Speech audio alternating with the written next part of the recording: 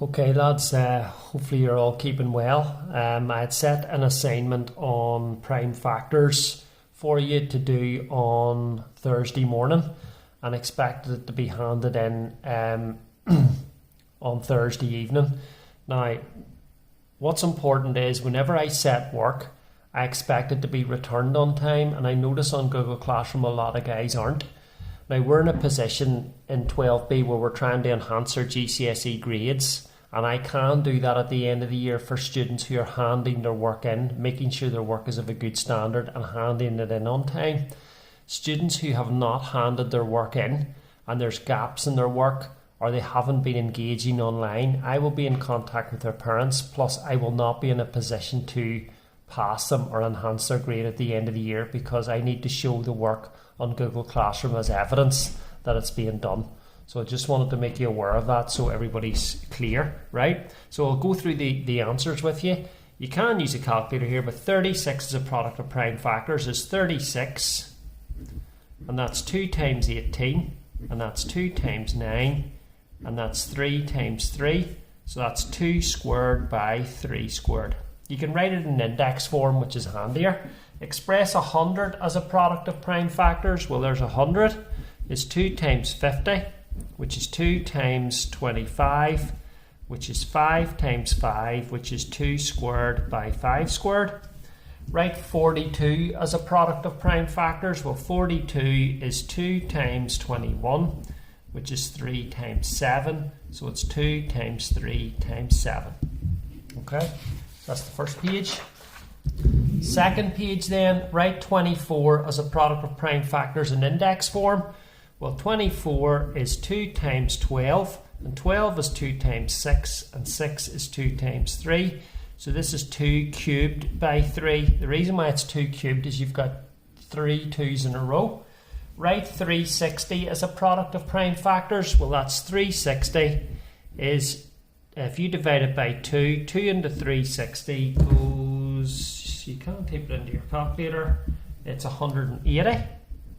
And that's 2 times 90, and that's 2 times 45, and that's 3 times 15, and that's 3 times 5. So you've got 2 cubed, okay, by 3 squared by 5. A number is written as a product of prime factors. Is that? Work out the number. Well, what you can do is use your calculator to help you. Well, there's 9 times 10, that's just going to be 90, okay, or you can't type it in, you can do it in your head. Okay, so the answer to number 6 is 90. The next page is find the value of x. Find the value of x. So what we're going to do is you can say that 75 is 3 times 25, which is 5 times 5. So obviously x is 5, okay? Express 75 as a product of prime factors. Well, 75 is 3 times 25, which is 5 times 5, so it's 3 by 5 squared. You're given that 3x cubed is 375. Find the value of x. Well, you can split 375 into prime factors, which is 3 times, if you divide 375 by 3, you get 125.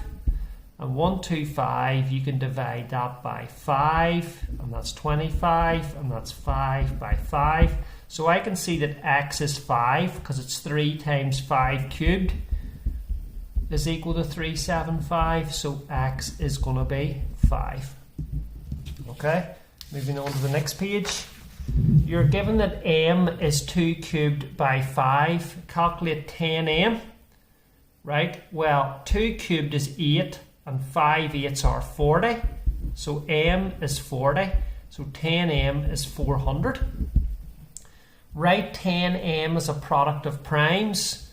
Well, you can go 400 is going to be 2 times 200, which is 2 times 100, which is 2 times 50, which is 2 times 25, which is 5 times 5. So it's 1, 2, 3, 2 to the power of 4 by 5 squared.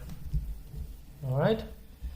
Write 48 as a product of prime factors. Well, 48 is 2 times 24, which is 2 times 12, which is 2 times 6, which is 2 times 3, which is 2 to the power of 4 by 3.